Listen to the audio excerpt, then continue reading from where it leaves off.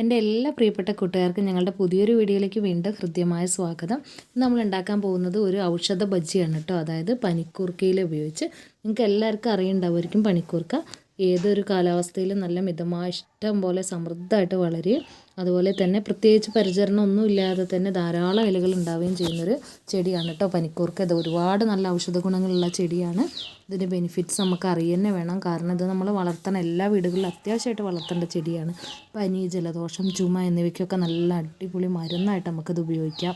കുട്ടികൾക്കൊക്കെ പിന്നെ ഇതിൻ്റെ നീര് പിഴിഞ്ഞ് കൊടുക്കുകയൊക്കെ ചെയ്യാം കേട്ടോ. പിന്നെ നമ്മളെ വീട്ടിൽ ഉണ്ടാകുന്ന വളർത്തുമൃഗങ്ങൾക്കൊക്കെ ഇത്, പിന്നെ മുയലിനും പക്ഷികൾക്കൊക്കെ ഇതൊക്കെ കൊടുക്കുകയാണ്. ഒരുവിധപ്പെട്ട ഇൻഫെക്ഷൻ എല്ലാം പോകാൻ വളരെ നല്ലതാണ്. പിന്നെ ഇത് എന്താ പറയുക, നല്ല മണമുള്ളൊരു ചെടിയാണ് കേട്ടോ. ഇതിൻ്റെ ഒരു ഇല നമ്മളെ ഡൈനിങ് ടേബിളിലൊക്കെ കൊണ്ടുപോയി വെക്കുകയാണെങ്കിൽ നല്ല അടിപൊളി മണമായിരിക്കും ഇതിന്. പിന്നെ എന്താ പറയുക, ഇത് പല്ലികൾ ശല്യമുള്ള, പല്ലി ശല്യമൊക്കെ ഉള്ളിടത്ത് നമ്മൾ ഇല പറിച്ചിടുവാണെങ്കിൽ പല്ലി ആ വഴി പിന്നെ വരികയില്ല കേട്ടോ. അപ്പോൾ പല്ലീനെ തുരത്താൻ അടിപൊളിയാണ്. പിന്നെ ഇത് നമുക്കിത് ഇതുപോലെ ഒന്ന് വേണ്ട ഇലകളൊന്ന് പറിച്ചെടുക്കാം കേട്ടോ. പ്രത്യേകിച്ച് വെള്ളമോ വളമോ ഒന്നും ഇല്ലെങ്കിലും ധാരാളം വളരുന്നൊരു ചെടിയാണ്. അപ്പോൾ നമുക്ക് എന്താണ് ആവശ്യത്തിനുള്ള ഇലകൾ പറിച്ചെടുക്കാം. നല്ല അടിപൊളി ടേസ്റ്റി ആയിട്ടുള്ളൊരു ബജ്ജിയാണ്. അപ്പോൾ ഈ ബജ്ജി എന്ന് പറഞ്ഞിട്ടുണ്ടെങ്കിൽ നമ്മൾ എന്താ പറയുക, ഇതിൻ്റെ മാവ് ഒക്കെ ചേർത്ത് കഴിഞ്ഞ് പൊരിച്ചെടുക്കുമ്പോഴാണെങ്കിലും ഇതിന് പ്രത്യേകിച്ച് അങ്ങനെ അരുചി ഒന്നും തോന്നുന്നൊന്നുമില്ല നമുക്ക്. പിന്നെ നമ്മൾ തിളപ്പിച്ചാറിയ വെള്ളം തിളപ്പിച്ച് കുടിക്കുമ്പോൾ അതിലിട്ട് കുടിക്കുക. കുഞ്ഞുങ്ങളെ കുളിപ്പിക്കുമ്പോൾ അതിൽ 2 ഇലയിട്ട് നമുക്ക് കുളിപ്പിച്ചെടുക്കാം. അങ്ങനെയൊക്കെ ഒരുപാട് നല്ല നല്ല ഔഷധമുള്ളൊരു ചെടിയാണ്. ഇത് നമുക്ക് തിരിച്ചറിയുന്ന വേണം. ഈ അറിവുകൾ നമ്മൾ എല്ലാവരിലേക്കും എത്തിക്കാനും ശ്രമിക്കണം. അത് ഈ ബജ്ജി ഉണ്ടാക്കാൻ വേണ്ടിയിട്ട് ആവശ്യത്തിനുള്ള ഇല ഞാൻ നന്നായിട്ടൊന്ന് വാഷ് ചെയ്തെടുത്തിട്ടുണ്ട്. പിന്നെ ഇത് ബജ്ജീൻ്റെ ബാറ്ററാണ്. ഇത് നമ്മൾ കടലമാവ് ഉപയോഗിച്ചുണ്ടാക്കിയതാണ്. അപ്പോൾ കടലമാവ് ഉപയോഗിച്ച് ജീരയില വെച്ചൊരു ബജ്ജി ഉണ്ടാക്കുന്നൊരു വീഡിയോ ഞാൻ പോസ്റ്റ് ചെയ്തിട്ടുണ്ട്. അതിൽ ക്ലിയർ ആയിട്ട് എങ്ങനെയാണ് ഈ മാവ് പ്രിപ്പയർ ചെയ്യുന്നതെന്ന് ഞാൻ ഇട്ടിട്ടുണ്ട് കേട്ടോ. അപ്പോൾ ഇത് കടലമാവ്, ഇതിലേക്ക് നമ്മൾ എന്തൊക്കെയാണ് ഉപ്പ്, മുളക് പൊടി, മഞ്ഞൾപ്പൊടിയൊക്കെ ചേർത്ത് അടിപൊളിയായിട്ടുള്ളൊരു ബാറ്റർ തയ്യാറാക്കിയിട്ടുണ്ട്. ഇത് എണ്ണ അടുപ്പത്ത് വെച്ചൊന്ന് ചൂടായി വരട്ടെ. നമ്മൾ കഴുകി വൃത്തിയാക്കി എടുത്തിട്ടുള്ള പനിക്കൂർക്കയുടെ ഇലകൾ നമ്മൾ തയ്യാറാക്കി വെച്ച ബാറ്ററിലേക്ക് ഒന്ന് ഇട്ട് നന്നായിട്ടൊന്ന് മുക്കി വെക്കുക. മുക്കി വെച്ചതിന് ശേഷം നല്ല ചൂടായ എണ്ണയിലിട്ടിട്ട് നന്നായിട്ടൊന്ന് തിരിച്ച് മറിച്ചിട്ടൊന്ന് ഫ്രൈ ചെയ്തെടുക്കുക കേട്ടോ. അത് നോക്കിയാൽ നമ്മളെ പൂരിയൊക്കെ ചൂടായ എണ്ണയിലിടുമ്പോൾ പൊങ്ങി വരുന്നത് പോലെ നല്ല ഭംഗിയാണ് കാണാനായിട്ട് കേട്ടോ. നമ്മളിട്ട് കഴിയുമ്പോഴത്തേക്ക് നല്ലവണ്ണം ഇങ്ങനെ പൊങ്ങി വീർത്ത് വരും.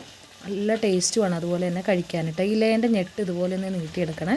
അടിപൊളി ടേസ്റ്റാണ്. പ്രത്യേകിച്ച് അരുചി ഒന്നും അറിയത്തില്ല. നല്ല കുട്ടികൾക്കൊക്കെ കൊടുക്കാൻ വളരെ ബെസ്റ്റാണ്. ഇന്നത്തെ കാലാവസ്ഥയിൽ ധാരാളം അസുഖങ്ങളൊക്കെ അതിനെയൊക്കെ ഒന്ന് ഒരു 3/4 ഭാഗവും പ്രിവെൻറ്റ് ചെയ്യാനായിട്ട് വളരെ ബെസ്റ്റാണ്. അപ്പോൾ എല്ലാവരും ഒന്ന് ട്രൈ ചെയ്ത് നോക്കുക കേട്ടോ. പിന്നെ ഇതിൻ്റെ ഒരു എന്താ പറയുക, ഇതിൻ്റെ മാവ് തയ്യാറാക്കുന്ന ഞാനിതിൽ ചേർക്കാൻ വിട്ടുപോയതാണ്. അതുകൊണ്ട് തന്നെ നമ്മളുടെ ചീര ബജ്ജീൻ്റെ റെസിപ്പിയിൽ അതുണ്ട്. അപ്പോൾ എല്ലാവരും കൂടി ആ ഒരു ഇതൊന്ന് കണ്ടു നോക്കൂ കേട്ടോ.